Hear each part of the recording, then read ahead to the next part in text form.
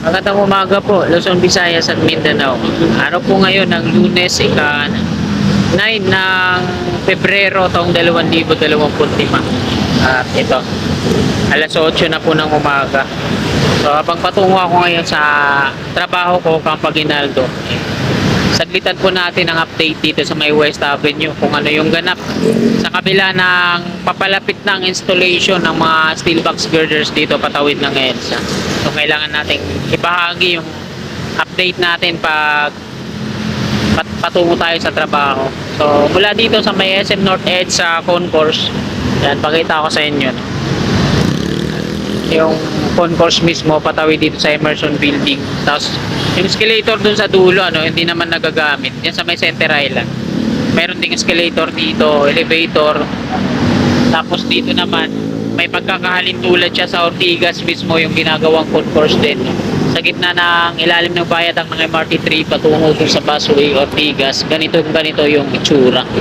So, eto na. Kung doon sa Ortigas, hindi pa siya tapos finish, pero ito ganito din yung ginagawa kaya makikita nyo na yung future na pagkagawa niya. Viaduct ng MRT3 na to, kasi turn-back guideway yan patungo doon sa may unahan kung saan naman i-connect yung LRT1 viaduct, yung steel viaduct sa kabila na patungo doon. So yan lang mga kasikap, diretso na tayo sa may West Avenue. Let's go! Sinimulan ko to, walang naniniwala sa paligid ko. Ano?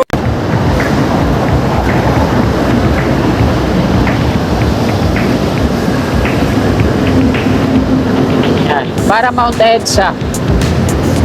So dun sa northbound, ayan, hanggang dun na sa dulo yung mga kasikap, yung pag-install nila ng mga support. Ayan, lagpas na siya sa viaduct ng na LRT1, yung support na ginawa nila dun. Tapos dito sa southbound ay sa westbound papasok, kaya nilalagyan na nila ng mga pad dyan sa mga column, double columns na yan.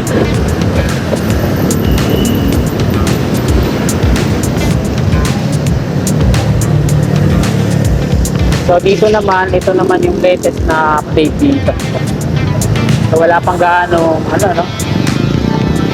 hindi pa na-assemble itong mga steel box girders na dito sa ilalim. Pero nire-ready na rin nila yung pagkakabitan ng mga steel box sa mga columns.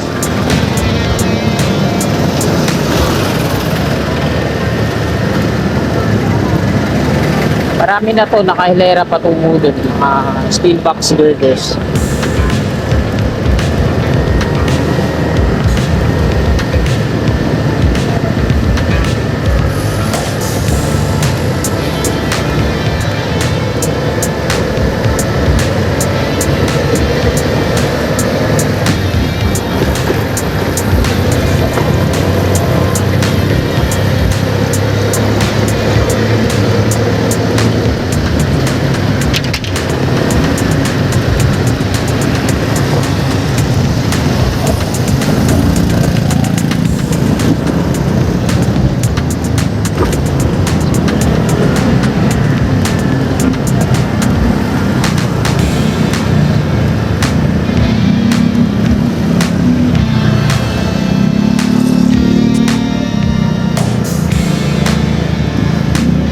Sana namatay na yung puno dyan.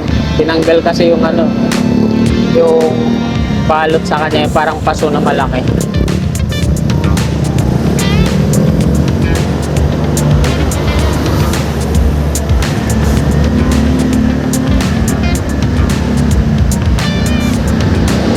Mahaba po itong turn back guideway hanggang dito. Kasi extension na rin daw po ito, pero sa ngayon feasibility study pa lang yan, patungo daw ito ng tutuban.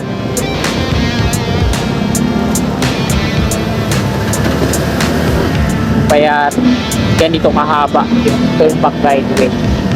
Extension na pala to, kasi kung turn back guideway lang to, likuan ng tren, hindi yan normal.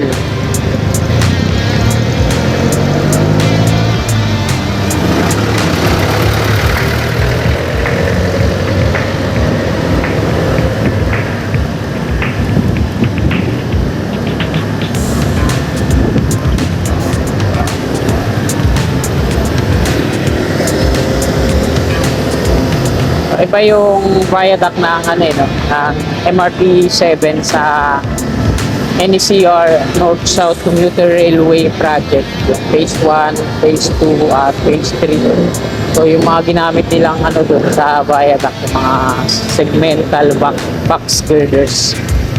Unlike dito, parang ano talaga siya, bridge, yung mga ginagawa sa Skyway.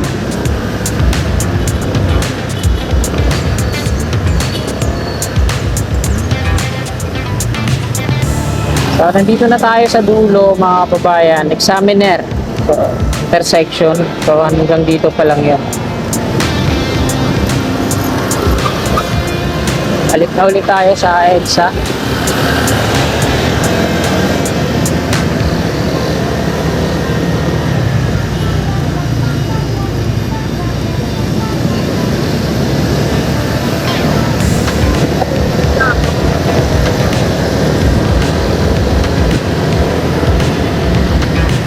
Ilagyan ulit nila ng mga scaffolding dito sa mga columns. Gumagawa sila ng steel ladder. Hagdan.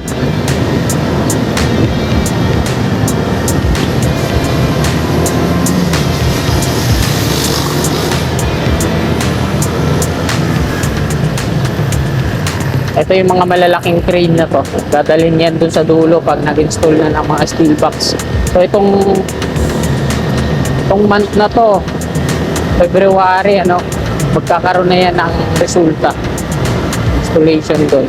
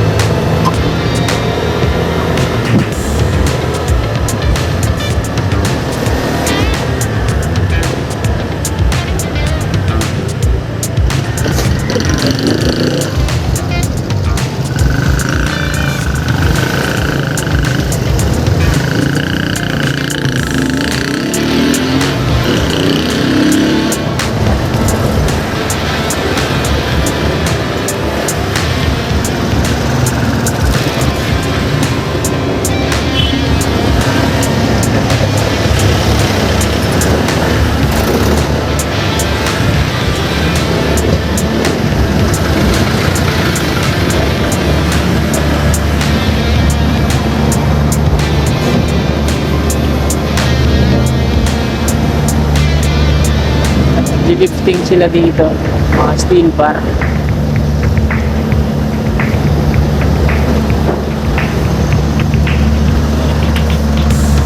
Ganyan kalaki yung mga steel box girders niya.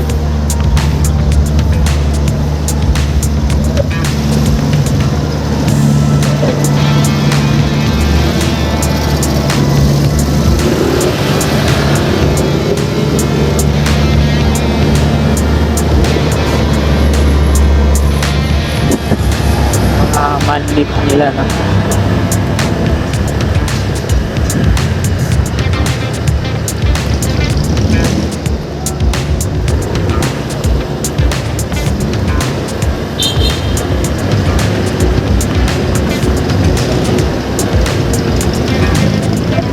dito yan nakakasikap yung installan ng mga steel box. Naglalagay sila ng mga bearing pad dito sa dulo. Yung bawat pagsasalpakan yan, yung mga steel box na yan. Mga ano to, mga call center. Dito, long span siya dito, no? Tungo dyan. Mas lalo na dito, talagang long span yan. Tingnan nyo naman, no? Dalawa yung lifter, ay yung ano, yung dalawa makakasikap yung ginawa nila dun sa tawid. Ayan. Kung mapapansin natin, ayan na, yung dalawang support na ginawa nila sa northbound. Ito naman yung Unified Grand Central Common Station. So hanggang dito na lang tong video na to mga kasikap. Marami pong salamat. God bless. Ulatan ko